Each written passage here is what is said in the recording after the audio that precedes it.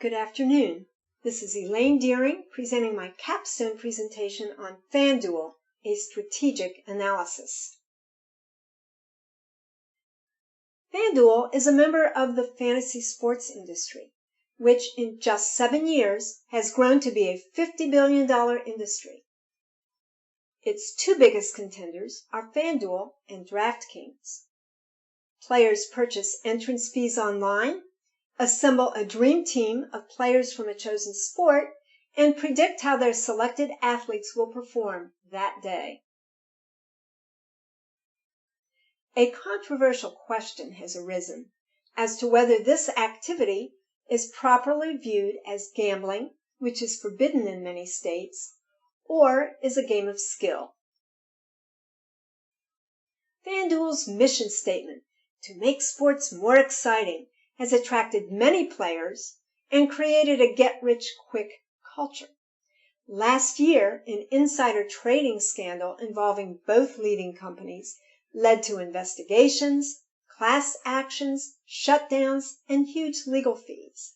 But many states ultimately responded by regulating and taxing fantasy sports. FanDuel must now work to repair its corporate image to regain the trust of its customers, employees, regulators, and financiers.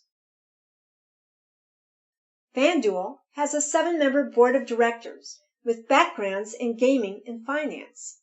They have recently added an 8-member board of advisors drawn from the finance and sports broadcasting industries. They are not publicly traded, but are funded through private investors. And now for a SWOT analysis. FanDuel's strengths are its popularity, thanks to extensive advertising. Its weaknesses are the opportunity for predatory practices by its more experienced players and employees. Opportunities lie in its support by the sport industry, its ability to operate in most states, and its recent launching of a customer bill of rights to show its commitment to integrity. There are also talks of a proposed merger with DraftKings. Its threats are regulatory and religious opposition. FanDuel's corporate parenting strategies are focused on online operations, obtaining financing, and marketing. It has recently upgraded its web presence to encourage customers to study the rules before playing, to add tools that enable players to limit their spending, and to ban employees from playing.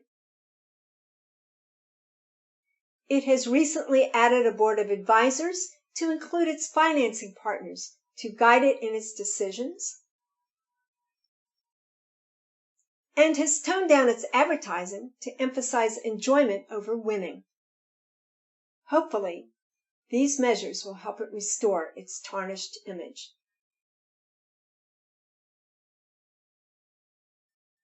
There are two key issues facing FanDuel at the moment. One, how to restore its respectability in the eyes of its customers, regulators, and potential investors. And two, whether to continue with private financing, go public, or pursue a merger with DraftKings. These issues are essential to restore its financial success and assure its continuation as a popular recreational activity for sports fans. Recommendations. In my view, FanDuel should monitor activity on its site to ensure that its rules are enforced and that insider trading and predatory practices do not reoccur. It should tone down its advertising to eliminate false impressions, and it should assess its position with its financiers to ensure a future stream of funds. It should also look for ways to further distinguish itself from its competitor DraftKings by considering offering additional sports or perhaps inviting players to suggest additional games.